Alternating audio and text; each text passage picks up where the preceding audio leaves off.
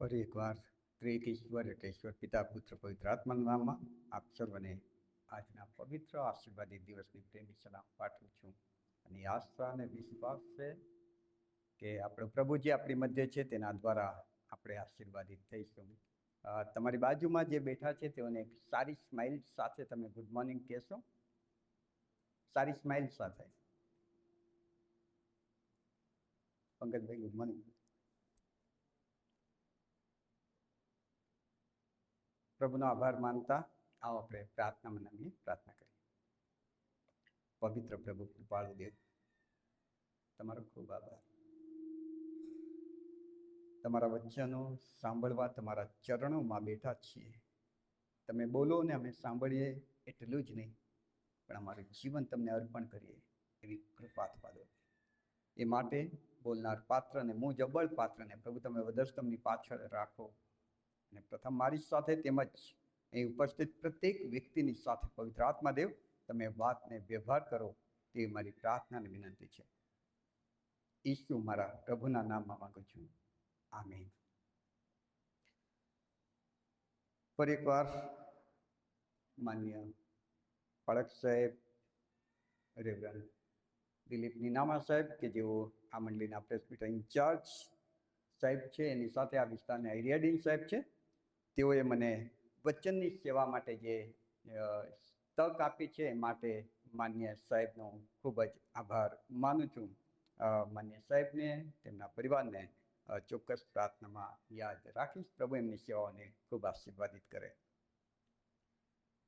Gujarat ડાયોસીસે August મહિનો પ્રાર્થનાના પર્વ તરીકે ઉજવવાનું નક્કી કર્યું. છેલ્લા થોડાક વર્ષોથી આપણે આ મહિનાને પ્રાર્થનાના મહિના તરીકે ઉજવીએ છીએ. પ્રભુનો આભાર કે આ વિચાર પ્રભુએ માન્ય મિસ્ટર સાહેબને આપ્યો, એ દ્વારા ડાયોસીસમાં અમલ થઈ રહ્યો છે. કેમ કે આ મહિનામાં આપણે પ્રાર્થના વિશે સાંભળીએ છીએ, પ્રાર્થના પર ભાર મૂકીએ છીએ, પ્રાર્થના કરવા માટે સ્પેશિયલી સમય કાઢીએ છીએ, જરૂરી છે. પ્રભુના એક સેવકે બહુ સરસ કહ્યું છે, જો કોઈ ખ્રિસ્તી વ્યક્તિના જીવનમાં પ્રાર્થના નથી તો એ ખ્રિસ્તી જીવન મૃત પાય છે, મરેલું જીવન છે. કેમ કે ખ્રિસ્તી વ્યક્તિ માટે પ્રાર્થના એ તો શ્વાસોશ્વાસ સમાન છે. જેમ માણસ શ્વાસ ન લે અને મરી જાય, એવી જ રીતે જો ખ્રિસ્તી વ્યક્તિના જીવનમાં પ્રાર્થના નથી તો એનું આત્મિક જીવન ખલાસ. અને માટે આવા અગત્યના વિષયને ડાયોસીસે આવી અદ્ભુત રીતે મંડળીની દરેક વ્યક્તિ સુધી પહોંચાડવાનો પ્રયત્ન કર્યો છે. એના માટે પ્રભુનો આભાર માનીએ છીએ, માન્ય બિશપ સાહેબનો આભાર માનીએ છીએ, ડાયોસીસની વ્યવસ્થાનો આભાર માનીએ છીએ. બોલો, પ્રાર્થના શું છે? કોને પ્રાર્થના કહેવાય? એ સમજ્યા વગર આપણે પ્રાર્થના કરીએ ને તો પ્રભુ ઈસુ ખ્રિસ્તે બહુ સરસ પોતાના શિષ્યોને કહ્યું કે આ વિદેશીઓની જેમ તમે અમથો લબારો ન કરો. પ્રાર્થના એટલે શું? કોને પ્રાર્થના કહેવાય? જો એ તમને ખબર નથી તો તમે જે કરો છો એ પ્રાર્થના નહીં પણ અમથો લબારો છે, બકવાટ છે. અને માટે પ્રાર્થના કોને કહેવાય એ સમજવું બહુ જરૂરી છે. આપણને ખબર જ નથી ઘણી વખત પ્રાર્થના કોને કહેવાય. નાનું બાળક આપણા ઘરમાં હોય તો આપણે એને પ્રાર્થના કરતા શીખવીએ. બધા જમતા પહેલા પ્રાર્થના કરીએ છીએ. આપણે બધા કરો છો ને? ઓકે, આપણે આપણા બાળકને શીખવાડીએ, ચાલો બેટા ઈસુ બાપ કરીએ, પછી હાથ જોડો, પછી આપણે કહીએ બોલ ઈસુ બાપ મમ આપ્યું, આભાર, આમે. આવું બોલાવડાવીએ છીએ. તો એ બાળકને તમે બોલાવડાવો છો અને એ બાળક તમારી પાછળ બોલે છે ઈસુ બાપ મમ આપ્યું, આભાર, આમે. આને પ્રાર્થના કહેવાય? યસ કે નો?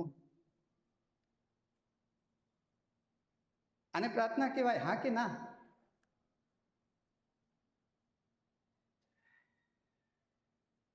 ના. કેમ ના એ તમને સમજાવું. હું આણંદમાં હતો ત્યારે એક કૂતરો પાળ્યો હતો, ટોમી એનું નામ. એક નાનું બચ્ચું, અમે બાઇક પર જતા હતા, હું, મારી દીકરીને મારા વાઈફ. ત્યારે રોડના કિનારે એક નાનું બચ્ચું રડતું હતું કૂતરાનું. મારી દીકરીએ ઉચકી લીધું, લઈ આવી ઘરે, અને પછી અમે એને મોટું કર્યું. પણ એને નાનપણથી અમે એવી ટ્રેનિંગ આપી કે એની આગળ જ્યારે એના ખાવાની ડીશ મૂકવામાં આવે ને, ત્યારે એમ કહીએ, ચાલો ટોમી પ્રાર્થના કરીએ, તો આમ હાથ મૂકીને બેસી જાય. અને અમે પ્રાર્થના કરીએ. જે બી ડીશ મૂકનાર હોય, એ મારી દીકરી હોય, મારા વાઈફ હોય કે હું હોય, અમે કહીએ, ચાલો પ્રાર્થના કરીએ ટોમી. ને પેલો બેસી જાય, પછી ઈસુ બાપ, મમ આપ્યું, આભાર, આમેન. અને અમે જેવું આમેન બોલીએ ને, પછી એ ખાવા માંડે. આવી ટ્રેનિંગ એને આપી હતી. ઘણી વખત મારી દીકરી થોડીક રમતિયાળી, એટલે એ શું કરે કે બિરયાની કે મટન હોય ને, ત્યારે કૂતરાને બહુ ભાવે, તો લઈને આવે અને પછી એની આગળ મૂકે, ચાલો ટોમી પ્રાર્થના કરે. એટલે પેલો ગોઠવાઈ જાય ફટાફટ, અને પછી પ્રાર્થના કરાવે, ઈસુ બાપ, મમ આપ્યું, આભાર, અને પછી આમેન બોલે જ નહીં. પેલો ટોમી આમ જોયું ને, આમ જોવા, મોંમાંથી લાળ પડે, પણ જ્યાં સુધી આમેન શબ્દ એના કાને નહીં પડે ને, ત્યાં સુધી ખાય નહીં. અને જેવું આમેન બોલીએ ને, તૂટી પડે. ઓકે, તો આને પ્રાર્થના કહેવાય?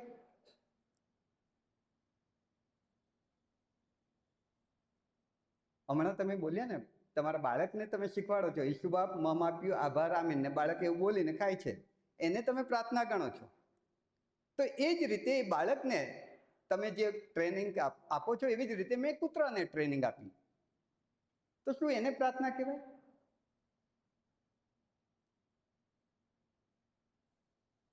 આને પોપટિયું જ્ઞાન કહેવાય, ગોખણ પટ્ટી. આ પ્રાર્થના નથી. જેમ એક પોપટ, તમે બોલતું પોપટ લઈ આવો ઘરે અને એને શીખવાડો જય ઈસુ, તો એ બી બોલતું પોપટ હોય એટલે બોલે જય ઈસુ, પણ એનો મતલબ એને નથી ખબર. એ શું બોલી રહ્યો છે એ એને નથી ખબર. એના કાને કશું પડે છે અને એ એનો રિસ્પોન્સ આપી રહ્યો છે.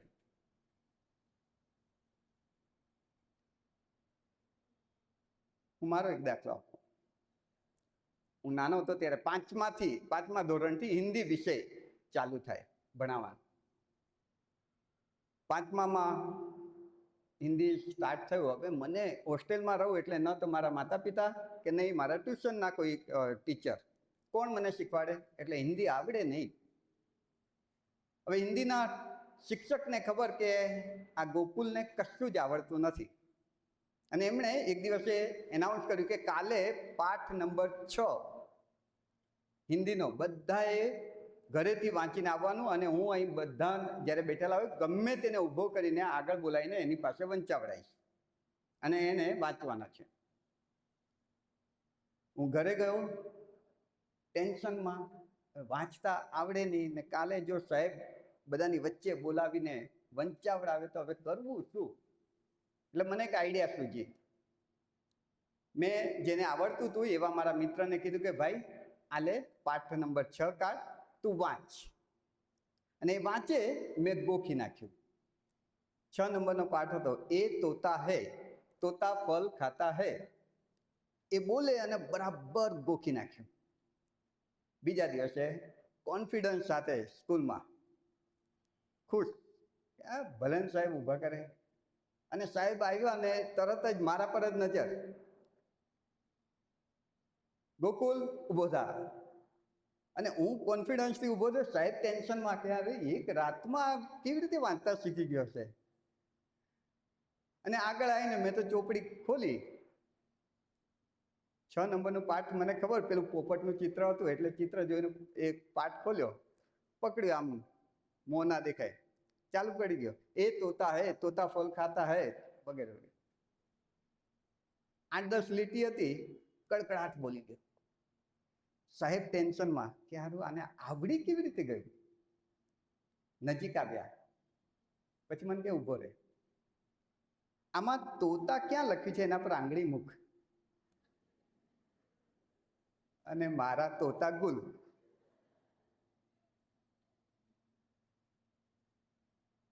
ગોખેલું હતું, આવડે નહીં, કેમ કે સમજાયું નથી. પોપટિયું જ્ઞાન કહેવાય. પ્રાર્થના એ પોપટિયું જ્ઞાન નથી.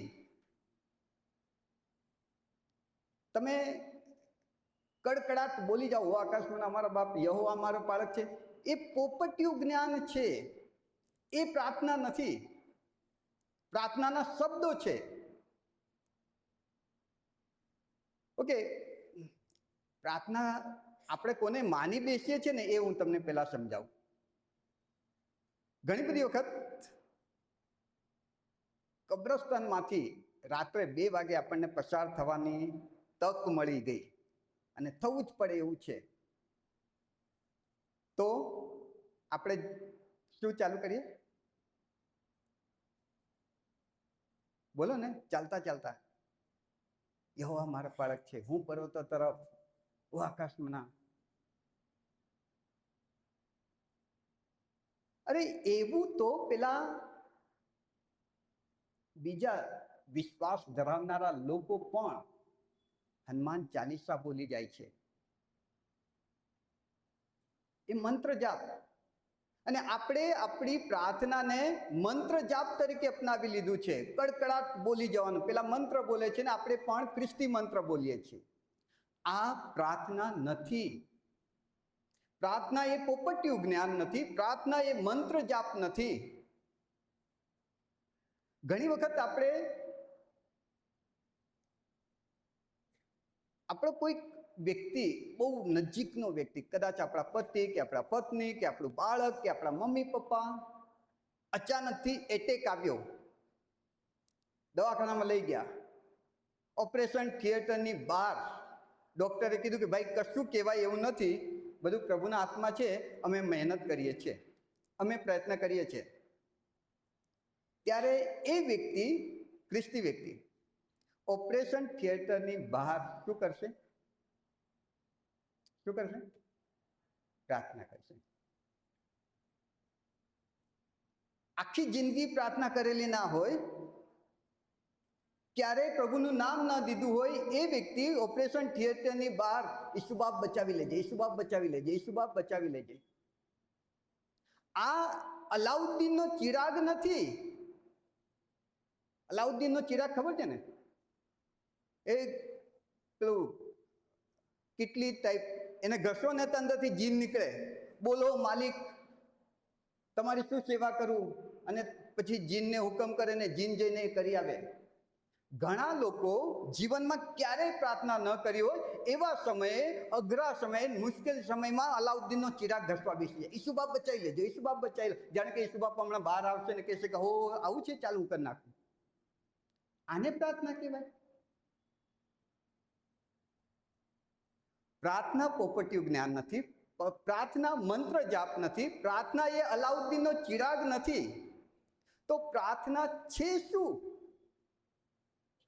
ડોક્ટર બિલી ગ્રેહામ સાહેબે બહુ સરસ કહ્યું છે, પ્રાર્થના એ તો ઈશ્વર સાથે વાતચીત છે, સંવાદ છે.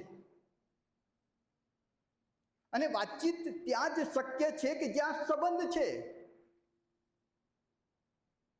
સંબંધ વગર વાતચીત શક્ય નથી. અને એ જ વસ્તુ પ્રભુ ઈસુ ખ્રિસ્તે માથીની લખેલી સુવાર્તાના 6ઠા અધ્યાયમાં 5મી કલમથી આગળ જે શાસ્ત્રપાઠ વાંચવામાં આવ્યો, ત્યાં પોતાના શિષ્યોને સમજાવવાનો પ્રયત્ન કર્યો. જ્યારે શિષ્યોએ કહ્યું કે પ્રભુ અમારે પ્રાર્થના કરવી છે તો અમને શીખવ. પ્રભુ ઈસુએ શું કહ્યું ખબર છે? પ્રાર્થના કરવા માટે સૌથી પહેલી અગત્યની જે નીડ છે, જરૂરિયાત છે, પાયો છે, તે તો એ છે કે તમે જુઓ, એ 5મી કલમથી લઈને 15મી કલમ સુધી આપણે વાંચ્યું, ત્યાં આગળ તમારો બાપ, તમારો બાપ, તમારો બાપ એ શબ્દ 3 થી 4 વખત આવે છે. એટલે પ્રભુ ઈસુ પોતાના શિષ્યોને સમજાવતા હતા, પ્રાર્થના કરવા માંગો છો ત્યારે તમે કોને પ્રાર્થના કરી રહ્યા છો? ઈશ્વરને. અને એ ઈશ્વર કોણ છે? તમારો બાપ. એનો મતલબ કે જો તમારો બાપ અને દીકરાનો સંબંધ નથી, કે પિતા અને પુત્રીનો સંબંધ નથી, તો એ તમારી પ્રાર્થના નહીં સાંભળે. જ્યાં સંબંધ છે ત્યાં વાતચીત છે. ઓકે, રાતના 12 વાગે હું મારા ઘરે પહોંચું છું અને ડોરબેલ વગાડું છું, તો અંદરથી શું જવાબ આપશે? કોણ છો? હે ને, નોર્મલી રાતના 12 વાગે ડોરબેલ વાગે એટલે આપણે દરવાજો બંધ રાખીને પ્રશ્ન કરીએ, કોણ છો? અને પછી બહારથી હું જવાબ આપું કે એ તો હું છું, તો તરત દરવાજો ખુલી જશે. ઓળખાણ છે.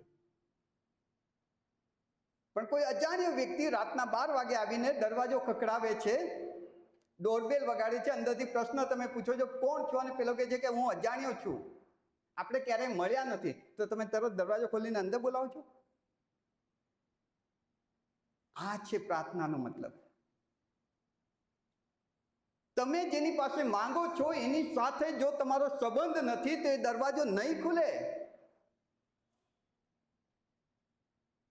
અને તમે જે બહાર બોલી રહ્યા છો એ પોપટિયું જ્ઞાન છે, મંત્ર જાપ છે, અથવા તો અલાઉદ્દીનનો ચિરાગ સમજીને બેઠા છો અને દરવાજાની આગળ જઈને ઊભા છો, નહીં ખુલે. અને માટે પ્રભુ ઈસુ ખ્રિસ્તે પોતાના શિષ્યોને કહ્યું, વિદેશીઓની પેઠે, એટલે વિદેશીઓ પણ પ્રાર્થના કરતા હતા, એ પણ પ્રાર્થના કરે છે અને તમે પણ પ્રાર્થના કરો છો, પણ એમની પ્રાર્થનામાં અને તમારી પ્રાર્થનામાં ડિફરન્સ જે હોવો જોઈએ અને જે રાખવો જોઈએ તમારે, એ છે કે વિદેશીઓ વિદેશી છે, પણ તમે એ સર્વશક્તિમાન ઈશ્વરના સંતાન છો, બાળક છો, એના દીકરા દીકરી છો. અને માટે જ્યારે તમે પ્રાર્થના કરો ત્યારે એમ કહો કે ઓ આકાશમાંના મારા બાપ. અને જ્યારે બાપ બોલશો ત્યારે એ બાપ તમારી અવાજ સાંભળીને, તમારો સાદ સાંભળીને તરત દરવાજો ખોલશે કે બોલ બેટા, શું છે? સંબંધ હોવો જોઈએ. સંબંધ વગર તમે જે કંઈ બોલો છો, ચાહે તે બહુ અલંકારિક ભાષામાં તમે બોલતા હો,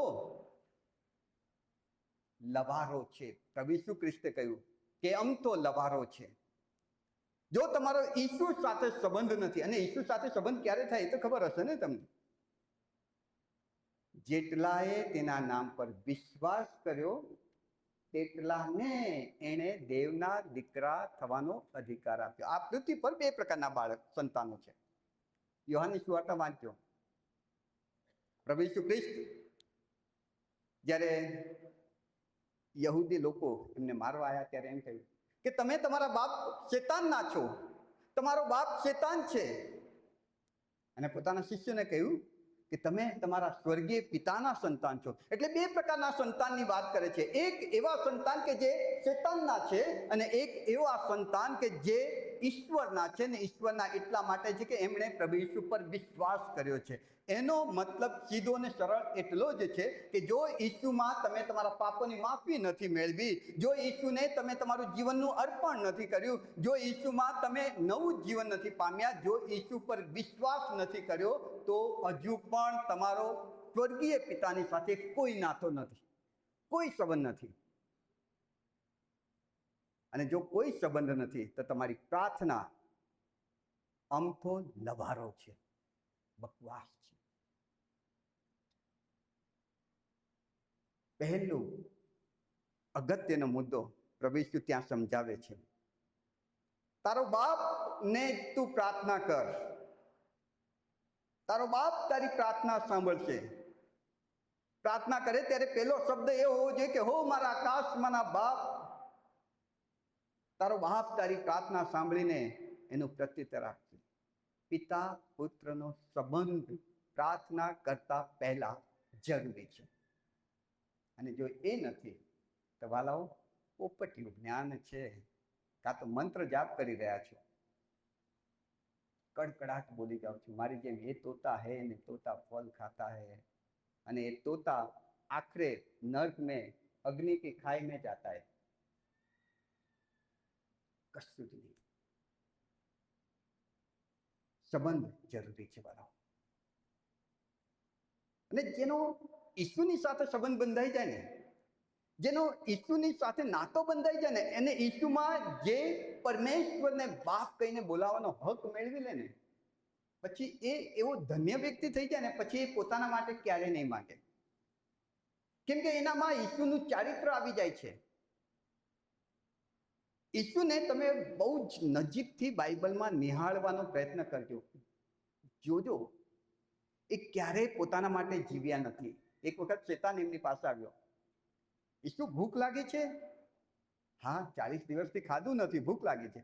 તો એક કામ કરો ને, તમારી પાસે તો તાકાત છે, તમારી પાસે પાવર છે, આ પથ્થરની રોટલી બનાવીને ખાઈ લો।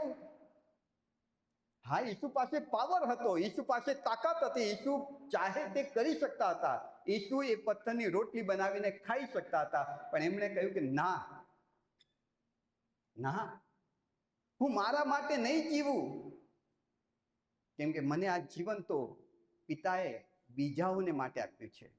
ઈસુનું ચારિત્ર જેનામાં ઉતરી આવે ને, એ બીજાઓ માટે જીવે, અને માટે પ્રાર્થના કરો ત્યારે બીજાઓને માટે પ્રાર્થના કરો। ઘણી બધી વખત આપણે ખ્રિસ્તી વ્યક્તિ તરીકે પ્રાર્થના કરીએ છીએ ત્યારે માંગીએ છીએ શું ખબર છે?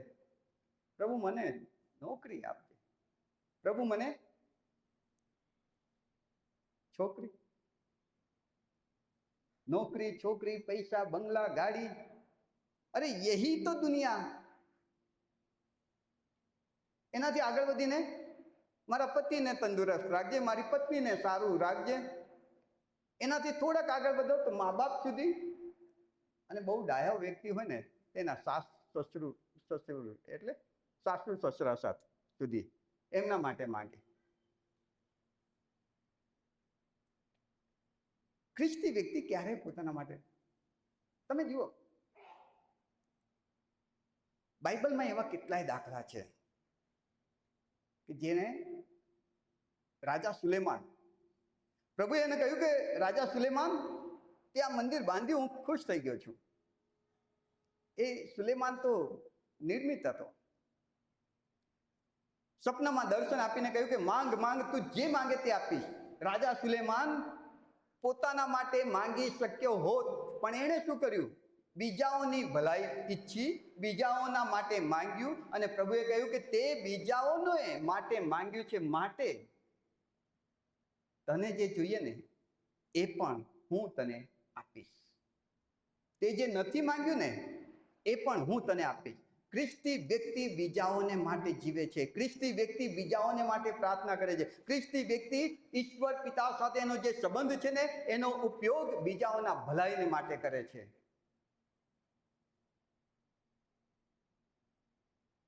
જીવનભરમાં ઘણા બધા બાળકો રાહ જુએ છે, બીજા છે, તમે નથી ઓળખતા કોઈને, કદાચ તમે નામે નથી સાંભળ્યું। ખ્રિસ્તી વ્યક્તિ એવા વ્યક્તિઓને માટે જીવે છે કે જ્યાં પ્રભુ એમ કહે છે કે આ બહુ નાનાઓમાંથી એકને માટે તમે જે કરો છો તે મારા માટે કરો છો। મધ્યસ્થ કરનાર ખ્રિસ્તી વ્યક્તિ છે, અને એવું જીવન પ્રભુને ગમે છે। અજકેલ પ્રબોધકનું જે પુસ્તકમાંથી શાસ્ત્ર પાઠ વાંચવામાં આવ્યો, વાલાઓ તમે કાઢો, કેટલી ગજબની વાત ત્યાં લખી છે, તમને ખબર છે? અજકેલ 22માં એ વખતની સ્થિતિ તમે જુઓ, આગેવાનો વંઠી ગયા છે, બધી જ મર્યાદા તોડી નાખી છે, લોકોએ બધી મર્યાદા તોડી નાખી છે, પાપ, ભ્રષ્ટતા અને ખરાબ જીવન જીવવા માંડ્યા હતા એ લોકો કે જે પ્રભુએ પસંદ કરેલા હતા। રાજાઓ પોતાની બધી મર્યાદા મૂકી દીધી, આગેવાનો પોતાની બધી મર્યાદા મૂકી દીધી, પ્રબોધકો પોતાની બધી મર્યાદા મૂકી દીધી, લોકો બધી જ મર્યાદા બહાર પાપ કરતા, અને ઈશ્વરને એટલો ક્રોધ ચડ્યો કે ઈશ્વરે નક્કી કર્યું કે આ લોકોને હું મારી નાખું, ખલાસ કરી નાખું, આમનો મારે નાશ કરવો પડે। અને ઈશ્વર એમના નાશનું વિચારતા હતા ત્યારે એક વિચાર બીજો એ આવ્યો કે તારી કરુણા ક્યાં, તારો પ્રેમ ક્યાં, તારી દયા ક્યાં? અને ઈશ્વરના એ સ્વભાવે જ્યારે ઈશ્વરને આ લોકોના નાશ કરતા રોકવાનો પ્રયત્ન કર્યો ત્યારે ઈશ્વરે શું કહ્યું ખબર છે? 30મી કલમ તમે જુઓ. ત્યારે મેં તેઓની અંદર એક એવો માણસ શોધ્યો કે જે આડરૂપ થઈને મારી અને દેશની વચ્ચે છીંડામાં ઊભો રહીને મને એ દેશનો નાશ કરતા વારે, રોકે. પણ મને એક બી એવો માણસ ન મળ્યો. તમને ખબર છે એ વખતની પ્રજા તમામ મર્યાદા છોડીને પાપમાં જીવી રહી હતી. ચોક્કસ ઈશ્વરને દુઃખ થતું હતું. એ વખતના રાજા બધી જ મર્યાદા છોડીને પાપમાં જીવી રહ્યા હતા. ઈશ્વરને દુઃખ થતું હતું. એ વખતના પ્રબોધકો એમની જવાબદારી જે હતી એના બદલે ઊંધું કરી રહ્યા હતા. ઈશ્વરને દુઃખ થતું હતું. પણ એના કરતા વધારે દુઃખ ઈશ્વરને ત્યારે થયું કે જ્યારે ઈશ્વરે જોયું કે આ લોકોને મારે નાશ કરવો છે, પણ એમને હું બચાવવા પણ માંગુ છું. એક માણસ મને જોઈએ છે કે જે મારીને એમની વચ્ચે ઊભો રહીને મને કહે કે પ્રભુ ઊભા રહો. આમાં 5 માણસ એવા મળે કે જે તારામાં જીવતા હોય તો તું એને નાશ ન કર. બાઇબલ કહે છે કે મને એક માણસ એવો ન મળ્યો કે જે મારી અને દેશની વચ્ચે ઊભા રહીને મને રોકે, મધ્યસ્થી કરે એ લોકોના માટે. પ્રભુમાં પ્રિયવાલાઓ, આપણા દેશને માટે, વિશ્વને માટે મધ્યસ્થ કરનાર વ્યક્તિને પ્રભુ શોધી રહ્યા છે. અને આપણે વાંક કાઢીએ છીએ કે આ વ્યક્તિ આમ જીવે છે, આ મંડળી આવી છે, પેલા લોકો એવા છે, પેલા ધર્મના લોકો આવા છે, પેલા રાજકારણીઓ આવા છે. અરે બાપા, એમને પ્રભુ બચાવવા માંગે છે, પણ તને પ્રભુ કહે છે કે તું મારીને એની વચ્ચે ઊભો રહીને મધ્યસ્થી કર. આપણે આપણી જવાબદારી ચૂકી ગયા છીએ.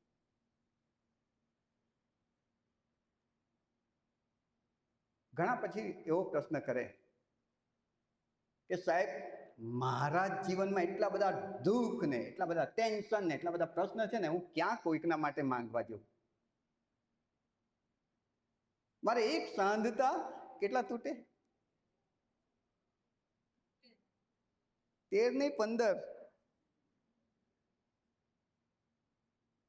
હવે તો મોંઘવારી વધી, પેલો આંકડો વધારો. હવે અરે એમને એમનું દુઃખ દેખાય. મારે આમ નથી, હું આમ નથી, મારા ઘરમાં આમ નથી, મારે પેલા આમ નથી. પ્રશ્ન મને જેટલા બધા પ્રશ્ન છે, હું ક્યાં બીજા માટે માંગુ? એવું થાય ને મનમાં. ત્યારે અય્યુબને યાદ કરજો. એક વખતે એક ઊંચી પાયરીએ જીવતો ધનાઢ્ય વ્યક્તિ, ધાર્મિક વ્યક્તિ, પ્રભુમાં જીવતી વ્યક્તિ એક આંખના પલકારામાં ધૂળ ભેગો થઈ ગયો. એનું બધું જ છીનવાઈ ગયું, બધું જ લૂંટાઈ ગયું. એમના છોકરા પણ મરી ગયા, એમના સગાવાલાઓએ પણ એનો ત્યાગ કરી દીધો, અને આખરે એના શરીરમાં પણ ફોલ્લા નીકળી પડ્યા. એટલું દુઃખ કોઈને પડ્યું છે? કોઈને નહીં. અય્યુબને જે ભયંકર દુઃખો હતા એ એમ કહી શક્યો હોત. જો એ જ્યારે દુઃખમાં હતો ને ત્યારે એની ખબર જોવા 3 મિત્રો આવ્યા. ખબર જોવા આવ્યા અને પછી એને બેસીને, અય્યુબ તું પાપી છે, અય્યુબ તે આમ કર્યું માટે આવું થયું. અય્યુબની સામે આંગળી ચીંધી. અય્યુબ તારો વાંક છે, અય્યુબ તું ગુનેગાર છે, અય્યુબ તારા લીધે આવું થયું. અને અય્યુબ વધારે દુઃખી થયો. બાઇબલ કહે છે કે ઈશ્વરને ક્રોધ ચડ્યો કે આ વ્યક્તિઓએ તો એને સપોર્ટ કરવાનો હતો, દિલાસો આપવાનો હતો, હિંમત આપવાનો હતો, માથે હાથ ફેરવવાનો હતો, એના બદલે એ તો વધારે દુઃખી કરી રહ્યા છે. એટલે ઈશ્વરે અય્યુબના એ 3 મિત્રોનો નાશ કરવાનું વિચાર્યું. પણ બાઇબલ બહુ સરસ વાત કરે છે. અય્યુબ 30માં તમે જોજો. પ્રભુ જ્યારે એ 3 અય્યુબના મિત્રોનો નાશ કરવાના હતા ત્યારે અય્યુબે ઈશ્વરને વિનંતી કરી કે પ્રભુ તું મારા એ મિત્રોને માફ કર, હું એમના માટે મધ્યસ્થી કરું છું. એણે પોતાના માટે નથી માંગ્યું કે પ્રભુ મારા ગુમડા તું સાજાપણું આપ, પ્રભુ મારા છોકરા મરી ગયા તું જીવતા કર, પ્રભુ મારું ધન લૂંટાઈ ગયું, મારું ઘર જતું રહ્યું તું મને પાછું આપ. એવી કોઈ પ્રાર્થના નથી કરી. એણે પ્રાર્થના કરી કે પ્રભુ મારા એ મિત્રોને તું માફ કર. અને બાઇબલ કહે છે 30મો અધ્યાય વાંચો કે જેવી અય્યુબે પોતાના મિત્રોને માટે પ્રાર્થના કરી, તરત જ એની દુર્દશા ઈશ્વરે ફેરવી નાખી. એનો રોગ ચાલ્યો ગયો, એનું બધું ખોવાયેલું એને પાછું મળી ગયું. એના બાળકો પણ પ્રભુએ એને પાછા આપ્યા, બીજા આપ્યા, પણ આપ્યા. બીજાના માટે માંગ્યું, પોતાના માટે ઓટોમેટિક મળી ગયું. આપણે આપણા દુઃખોને લઈને રડીને બેસી રહેવાનું બંધ કરી હવે બીજાઓને માટે માંગીએ, ઓટોમેટિક પ્રભુ આપણા માટે એમ કરશે. ઘણી વખત આપણને પ્રશ્ન થાય કે સાહેબ તમે કહો છો બરાબર છે, પણ હું એકલો આટલી મારી એકલાની પ્રાર્થનાથી શું થશે? મારા એકલાની પ્રાર્થનાથી આ ભારત દેશ બદલાઈ જવાનો છે? આવો વિચાર આવે. હું એકલો અને આ ભારત દેશની જનસંખ્યા, વિશ્વની જનસંખ્યા, હું શું પરિવર્તન લાવી શકવાનો આમાં? એવો વિચાર આવે. ત્યારે બાઇબલનું એક પાત્ર યાદ કરજો.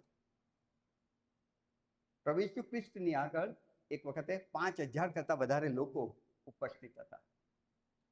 એમને ખવડાવવું હતું, એ લોકોને ભૂખ લાગી હતી. ઈસુ એમને જમાડવા માંગતા હતા અને ઈસુએ કહ્યું કે તમારી પાસે કંઈક છે? અને એક નાનો છોકરો, એક જ નાનો છોકરો કે જેની પાસે 2 રોટલી અને 5 માછલી, 5000 કરતા વધારે લોકોને કેવી રીતે થાય? એણે મનમાં એ વિચાર્યું હોત તો કે મારું આટલું ઓછું ખોરાક, આટલું ઓછું ખાવાનું આ બધા નહીં થાય, એટલે હું આ નહીં કરું, મારે નથી આપવું, મારે નથી કરવું, એવું વિચાર્યું હોત તો?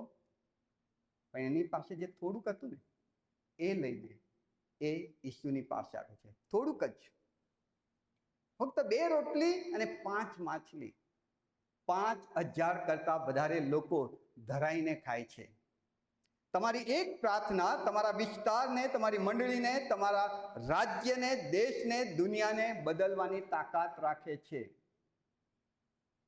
કેમ કે તમે કોને પ્રાર્થના કરી રહ્યા છો ખબર છે? તમે એ બદલાણ જે લાવવા માંગો છો ને, તમારી તાકાતથી નહીં.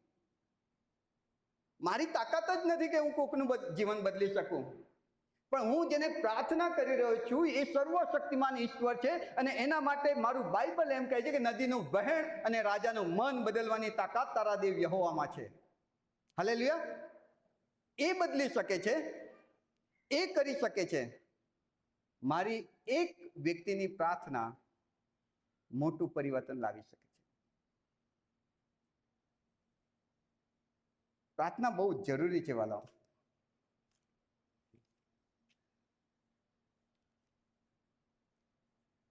છેલ્લે બહુ લાંબુ નહીં કરવું, એકાદ દાખલો. પ્રેરિતોના કૃત્યના 12મા અધ્યાયમાં રાજા હેરોદની વાત છે. રાજા હેરોદ એ સમયના પ્રભુ ઈસુ ખ્રિસ્તના આકાશ ગમન પછીની વાત છે. મંડળી નવી હતી. પ્રભુ ઈસુના જે શિષ્યો હતા એ લોકો આગેવાન તરીકે સેવા આપી રહ્યા હતા. સુવાર્તા પ્રચાર ધમધોકાટ થઈ રહ્યો હતો, લોકોના જીવનો બદલાઈ રહ્યા હતા, મંડળીમાં સંખ્યા વધતી જતી હતી. રાજા હેરોદને ખબર પડી. યહૂદી લોકોએ ફરિયાદ કરી કે આ નવો કોઈક પંથ આવ્યો છે, અમારી વિરુદ્ધમાં બધું હલચલ મચાવી દીધી છે. રાજા હેરોદને એમ થયું કે ચાલો આ યહૂદી લોકોને ખુશ કરું, અને એણે એ વખતના શરૂઆતની મંડળીના આગેવાન સમાન યાકૂબને પકડી મંગાવ્યો. યાકૂબ પ્રભુ ઈસુના 12 શિષ્યોમાંના એક. અને એ યાકૂબને મારી નંખાવ્યો રાજા હેરોદે. પહેલા તો એને પકડીને લાવ્યા હશે અને પછી એને મારી નંખાવ્યો. યહૂદી લોકો ખુશ થઈ ગયા. રાજા હેરોદ, તમે જોરદાર કામ કરી રહ્યા છો, કરો, આ લોકોને તો મારવા જોઈએ, ખલાસ કરી દેવા જોઈએ, ખ્રિસ્તી પંથને નેસ્ત નાબૂદ કરવા જોઈએ. યહૂદી લોકો ખુશ થયા. રાજા હેરોદને લાગ્યું કે આ યહૂદી લોકો ખુશ થયા, એટલે એમણે શું કર્યું કે એમણે પછી પિત્તરને પકડી મંગાવ્યો કે લાવો, ચાલો યાકૂબને મારી નાખ્યો, બધા ખુશ થયા છે, પિત્તરને પકડી લાવો. 13મો અધ્યાય વાંચજો. જ્યારે પિત્તરને પકડીને લઈ ગયા હેરોદના દરબારમાં, ત્યારે બાઇબલ કહે છે કે મંડળી પ્રાર્થનામાં ભેગી થઈ. હેરોદના મનમાં આયોજન બહુ પાક્કું હતું કે કાલે સવારે પિત્તરને બહાર બોલાવી લાવીશ અને બધાની વચ્ચે એનું માથું ધડથી જુદું કરાવી દઈશ. પિત્તરને પકડી મંગાવ્યો છે. પિત્તર જેલમાં છે. મંડળી પ્રાર્થના કરે છે. મંડળી ત્યાં ઘૂંટણે નમીને પિત્તરને માટે પ્રાર્થના કરે છે, હે પ્રભુ, તું સર્વ સમર્થ દેવ છે, પિત્તરને છોડાવી લે. અને બાઇબલ કહે છે કે રાત્રે પ્રભુનો દૂત ત્યાં ઉતર્યો, જેલના પાયા હલી ગયા, દરવાજા ખુલી ગયા, પિત્તરને પ્રભુના દૂતે સહી સલામત છોડાવીને બહાર લઈ જાય છે. હવે એ મંડળીએ જ્યારે યાકૂબને પકડીને લાવવામાં આવ્યો હતો ત્યારે પ્રાર્થના કરી હોત ને તો યાકૂબ બચી ગયો હોત. મંડળી મોડી જાગી, પણ જાગી, અને જાગી ત્યારે પ્રાર્થના કરવામાં આવી. તે પ્રાર્થના પ્રભુએ સાંભળી, ચમત્કાર થયો, દૂત ઉપરથી નીચે ઉતર્યો અને પિત્તરને બચાવી લેવામાં આવ્યો. આ પ્રાર્થનાની તાકાત છે. પ્રભુમાં પ્રિય વાલાઓ, તમારી એક મધ્યસ્થી કોઈકનું જીવન બદલી શકે છે.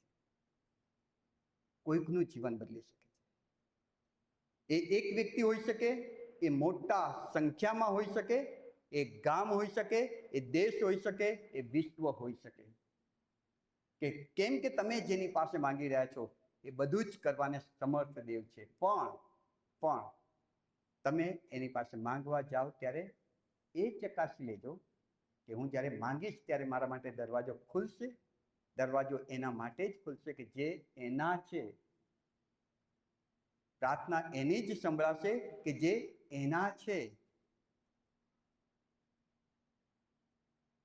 જો એના નથી તો આજે સમય છે, એના થઈ જાઓ. એને જીવન સોંપી દો. એને પિતા કહેવાનો અધિકાર ઈસુમાં મેળવી લો અને પછી પ્રાર્થના કરી જુઓ. તમારી પ્રાર્થના તમે માંગો છો એના કરતા અજાયબ જેવું મોટું પરિણામ લાવે છે કે નહીં. મારો અનુભવ છે. પ્રભુ બહુ મહાન છે. 1980ની સાલમાં હું જ્યારે જીવનભરમાં હતો ત્યારે અનાજ ખૂટી પડેલું, ખાવાનું કંઈ જ નહોતું. આલ્બર્ટ સાહેબ એટલે બાપાએ બધા છોકરાઓને ભેગા કર્યા અને કહ્યું કે આજે ખાવા માટે આપણી પાસે કશું જ નથી, આવો હોલમાં બેસીને પ્રાર્થના કરીએ. બધા જ ત્યાં બેઠા પ્રાર્થના ચાલુ કરી. બાપા પ્રાર્થના કરતા હતા, રડીને પ્રાર્થના કરતા હતા. જીવનદ્વારના દરવાજેથી એક બળદગાડું અંદર આવ્યું. આ સત્ય હકીકત કહી રહ્યો છું. એક બળદગાડું આવ્યું. અંદર આવીને એ બળદગાડાવાળા ભાઈએ પૂછ્યું કે ભાઈ અહીં અનાથ આશ્રમ છે કોઈ? અને પેલા ચોકીદારે કહ્યું કે હા, બધા ત્યાં હોલમાં બેઠા છે, ત્યાં બાપા પણ છે, તમે એમને જઈને મળો. અને એ બળદગાડું હોલ સુધી આવ્યું અને બાપાને એ ભાઈ મળ્યા. એમણે કીધું કે અહીં બાજુમાં એક ગામ છે, ત્યાં લગ્ન પ્રસંગ આજે હતો અને અમે લગ્ન માટે જે જમવાનું બનાવ્યું હતું પણ એક મરણ થયું, એના કારણે ઘણા બધા લોકો એ ખાધા વગર ગયા છે ને બહુ બધું ખાવાનું વધ્યું છે. અમારે જમવાનું આપવું છે. તૈયાર ભાણું, કોઠાર ખાલી હતા. અમે પ્રાર્થનાની શરૂઆત કરી ત્યારે કશું જ નહોતું. પૂરી, શાક, મોહનતા, દાળ ભાત બધું જ પ્રભુએ તૈયાર કરીને જીવનદ્વારના છોકરાઓને મોકલી આપ્યું. લો ખાઓ. આ પ્રાર્થનાની તાકાત છે. ચમત્કારો અનુભવશો. પ્રભુ તમને બધાને આ વચન સમજવા પુષ્કળ કૃપા આપે. આમેન. પ્રાર્થના મંગી. પવિત્ર પ્રભુ કૃપાળુ દેવ, તમારો ખૂબ આભાર. તમે ભલા ઈશ્વર, પ્રેમાળ પિતા છો, સર્વ સમર્થ દેવ છો. તમને બાપ કહેવાનો અધિકાર તમે પ્રભુ ઈસુ ખ્રિસ્તમાં અમને આપો છો. આજે પ્રભુ અમે અમારું જીવન પ્રભુ ઈસુને સોંપતા તમારી સાથેનો અમારો સંબંધ પુનઃસ્થાપિત થાય તેવી વિનંતી કરીએ છીએ. ઓ પ્રભુ, તમે અમારા જીવનમાં આવો કે જેથી કરીને અમે તમને અબ્બા બાપ કહીને હાક મારીએ અને જ્યારે જે કંઈ માંગીએ પ્રભુ તમે અમારા હક માટે કરશો, કેમ કે તમે એ કરવાનું સામર્થ્ય ધરાવો છો. અમને ઈસુના જેવું બીજાને માટે ખર્ચાઈ જવાવાળું જીવન જીવતા શીખવો. ઈસુ મારા પ્રભુના નામમાં માંગીએ છીએ. આમેન. Thank you.